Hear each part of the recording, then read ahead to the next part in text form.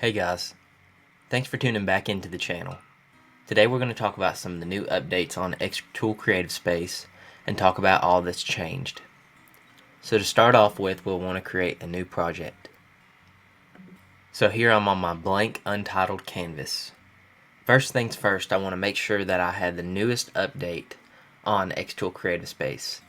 And to find that, you come up to the top left hand corner on the logo, click Settings, then click on About xTool Creative Space. As you can see, I'm on the latest version V2.6.38, and when I check for updates, should say I'm good to go. So make sure that we're on the same page on this video before we begin. Alright, let's get started by adding an image. Coming up to the top left hand corner, click the image tool and add your image. This is an image of my logo. So I'm going to try to do a little bit of editing with it on xTool Creative Space. So once I click it, you notice this top bar looks a little bit different than it did in the past. There's been different tools that's been added, moved around, and changed.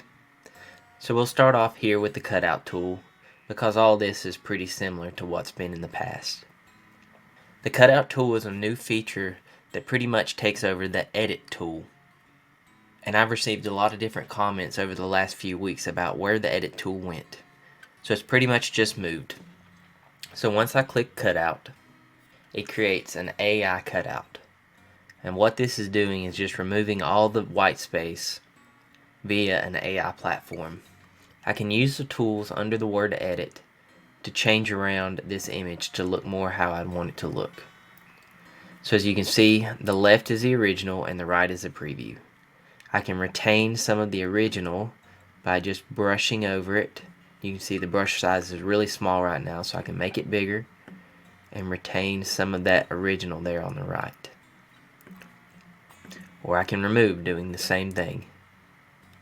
I can change the hardness of the brush. So now it's pretty much removed everything, and then I could retain it. But to be honest, I'm not a big fan of the AI cutout or many of the AI tools on xTool Creative Space because every one that you use requires credits. And I have 200 credits right now, and it requires 6 to even use one image. So those credits get eaten up pretty quick. And you can either buy credits or earn credits through xTool Creative Space. And I would rather use a third-party website to use my AI and then transfer it over to xTool Creative Space. While I'm not a big fan of the AI cutout, I am a big fan of the manual cutout. So this is very similar to the edit button before. It gives you the magic wand option and the eraser option. So using the magic wand, I can click the white area around my image and remove it. And just like that, my logo has went from a JPEG to a JPEG with a transparent background. So I can click confirm, and there's my image. So hopefully that answers a lot of your questions within where did the edit tool go. But continue watching this video and we can find some other cool new features. Next up, the trace, filter, and adjust features were all on the previous update, but I'll go over them really quickly.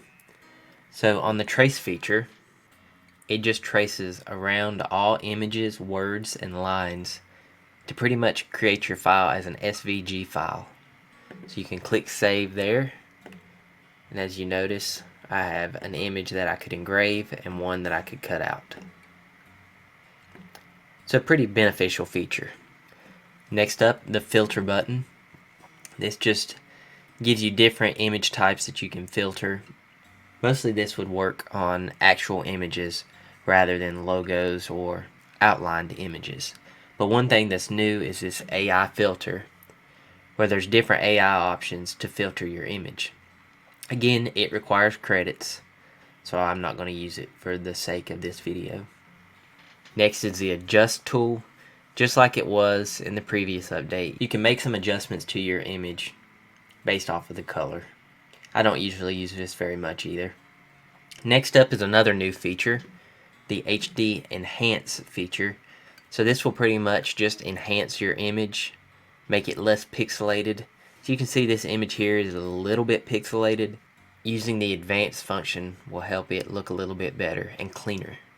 But I'm not going to use it in this video because of the credits required. Crop function, easy enough. You can just crop around the outside of your image and make it smaller. And then the offset just creates a line around the outside of your image that you then can engrave, score, or cut. You can do an external offset or an internal offset. Change the distance and change the corners and different things like that. I use the offset quite a bit when I'm wanting to create an image or a logo and then cut around a piece of wood. So if I was creating a coaster, a pair of earrings, a golf ball marker, or whatever, I can use this tool to do that. Alright, let's talk about some of the new functions on the left-hand sidebar. The image tool has not changed. You can click on it and download an image from your documents. The text tool also hasn't changed. You can click on it and then create your text. The basic shapes are pretty much the same with just a line, rectangle, and circle options. The vector button has changed a little bit. You can create your vector image, and then using the new scissor tool, you can cut out one of the sides. To be honest, I'm not really sure what the simplify tool does. I don't use the vector a lot, so I haven't really figured it out. But I can also take some of these lines and change the symmetry on them. So then I can make them beveled or rotate them. So I don't know a whole lot about the vector tool because I never use it, but it's just kind of fun to play around with. Next up is the shapes tool. When you click on this, you'll notice that there's a bunch of new shapes that you get to choose from. As you can see on the bottom here, there's a bunch of just random images and stock photos that you can use. There's gears and parts, which would be great for anybody that's trying to create a mechanism to engrave. There's new patterns, new holiday and festival images. There's new animals to be able to choose from.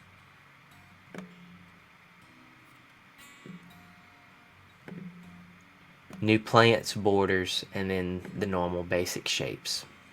So that's pretty cool that they've added some new images and graphics here.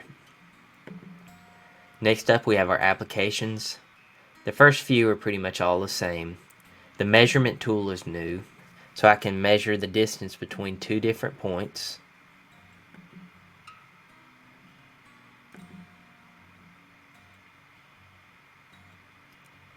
So I know the distance from end to end is right at 147.2 millimeters.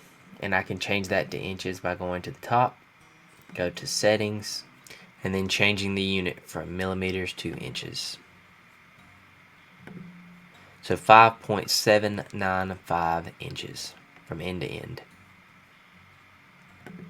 Another new application is the map designer. This one's pretty cool because you can make some vector maps and then engrave them. This is a paid feature for xTool Creative Space, so I haven't used it yet. If you're somebody who likes to burn wood, this would be a great feature for you because there's a lot of different people that like maps engraved, so they can give either their loved one or friends an engraved piece of wood that tells where they met or where an important thing in their life happens. As you can see, it's nearly $10 for a month for the lower version and nearly $20 a month for the higher version. It's probably not something that I'll use because I never engrave maps very much, and when I do, I'll probably just pull it from Google. But if that's something you're into, that might be a good investment. The project button just brings up the Design Find tab, and then AI Make was introduced when version 2 started, and you can just create AI images, but they require credits. Another new thing that I'm not really a fan of is you can't work on the speed and power of your engraving without having your device connected. So I'm not really sure why they decided to do that, but I normally create most of my videos in my basement and then connect my engraver that's in my garage later on to be able to engrave. So that's going to be a little bit difficult to have to figure out exactly what I want to do as far as speed and power and the bypasses that I need for each engraving, to then have to walk upstairs and connect it to my engraver. So not really a big problem, but a little bit annoying. So that's pretty much all the updates I found on version 2.6.38. Hopefully you were able to answer the questions you were looking for by watching this video. And I know that there'll probably be a new update before too much longer that I'll have to come on here and talk a little bit about too. I'm glad that xTool Creative Space does these updates because it shows that they're trying to have the best user experience for us engravers. But it's also a little bit difficult sometimes because you get used to something and then they either move it around or remove it. And if any of you guys have seen any other updates that I didn't mention, please leave those down in the comments too, and I'll try to hit on them in another video. So don't forget to like and subscribe so I can help grow this channel, and I hope everybody has a great one.